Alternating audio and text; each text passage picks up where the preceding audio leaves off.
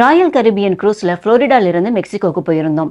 நமக்கு சின்ன ரூம் தான். கிட்ஸுக்கு upper bed, games, entertainment, dance, party, gym, கிட்ஸுக்கு தனியான ஸ்விம்மிங் பூல், அடல்ட்ஸுக்கு தனியான swimming pool, art gallery, shopping centre, games room, gambling ரூம்னு ஏகப்பட்ட வசதிகள் உள்ள. இதுக்குள்ளேயே 2 தனி ரெஸ்டாரண்ட்டும் இருக்கு. ஒரு வேளையும் விதவிதமான சாப்பாடு அவ்வளோ டேஸ்டியா. காலையில் பிரேக்ஃபாஸ்ட், அதுக்கப்புறம் ஜூஸ்க்கான டைம், அதுக்கப்புறம் லஞ்ச், அதுக்கப்புறம் ஸ்நாக்ஸ்க்கான டைம், அதுக்கப்புறம் டின்னர் அப்படின்னு சாப்பிட்டுக்கிட்டே இருந்தோம். போதும்னு சொல்கிற அளவுக்கு அன்லிமிட்டெட் சாப்பாடுங்க. எல்லாமே பஃபே சிஸ்டம்.